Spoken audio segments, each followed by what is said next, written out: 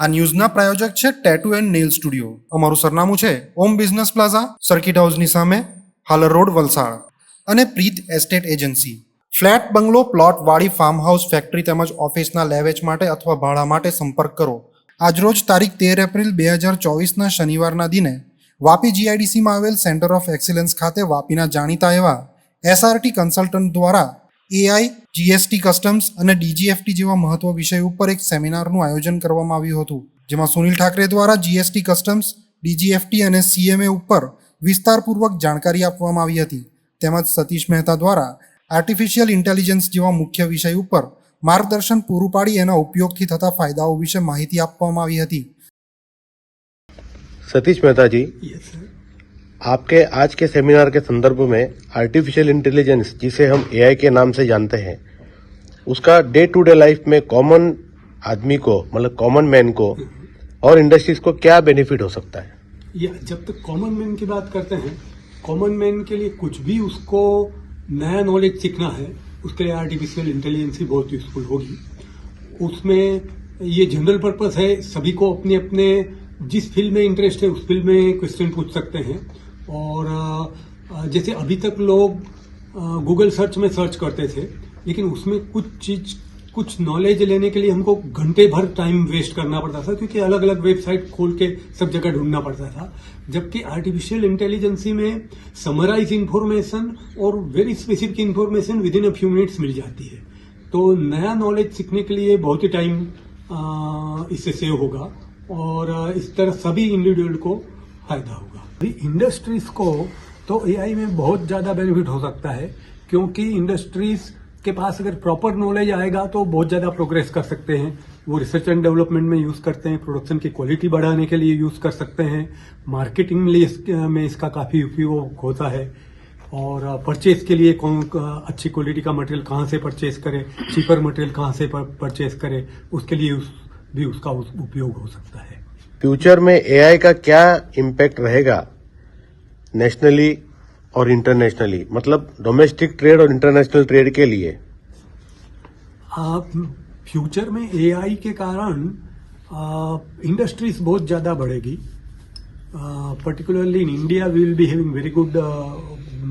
India में इसका बहुत अच्छा इम्पैक्ट होगा, और इंडस्ट्री बढ़ेगी तो उसके साथ ऑटोमेटिक ट्रेड एंड बिजनेस बढ़ना है.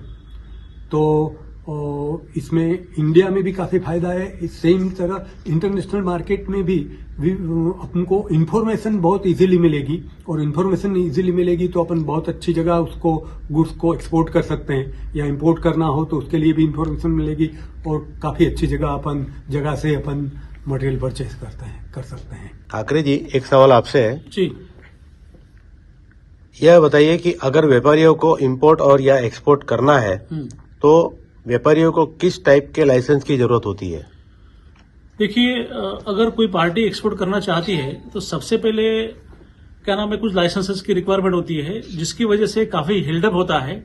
आपका सपोज कोई पोर्ट में मटेरियल चला गया, वेसल लगी हुई है, लेकिन आपने अगर रजिस्ट्रेशन नहीं लिया, जैसे रजिस्ट्रेशन में अगर लेने की जहां तक बात है, एक तो एडी कोड का रजिस्ट्रेशन लेना होता है, आईसी गेट का रजिस्ट्रेशन लेना होता है, क्या नाम है, नंबर 3 बैंक का रजिस्ट्रेशन करना पड़ता है.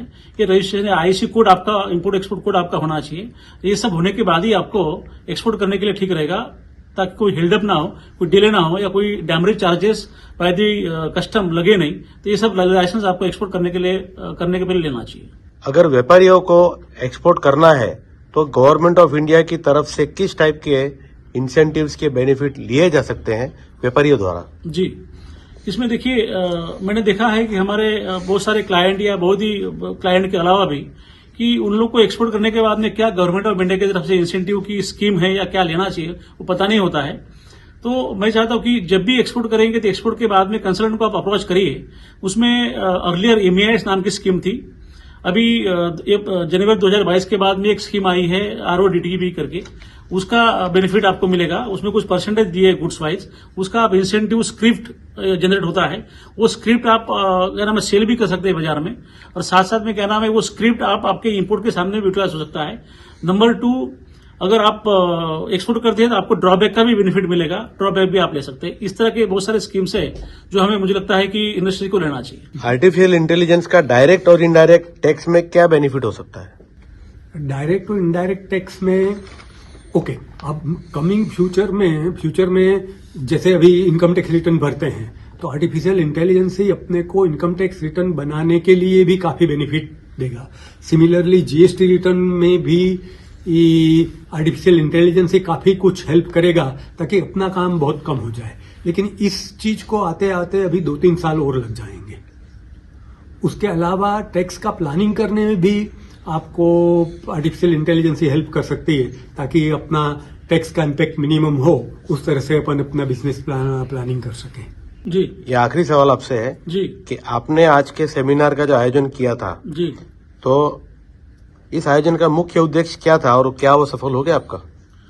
देखिए, हमारा मेन उद्देश्य यही था कि हमारे जो क्लाइंट है या क्लाइंट के अलावा लोग हैं या हमारे फेटर्निटी के जो कंसल्टेंट फ्रेंड्स है, कहीं ना कहीं इकट्ठा लाना था। और साथ साथ में क्या नाम है, जो लैक अभी इंडस्ट्री में है या जो इम्प्लीमेंटेशन जो चेंजेस अकॉर्डिंगली हो रहे हैं जीएसटी कस्टमर डीजीएफटी में, वो चेंजेस किस तरह से इम्प्लीमेंट कर सकते हैं, मेन फोकस वो था कि उसके बारे में हमारे क्लाइंट्स को अवेयर किया जाए ताकि फ्यूचर में कुछ भी कॉन्सिक्वेंसेज डिपार्टमेंट की तरफ से अगर हो तो उसको रिड्यूस किया जा सके।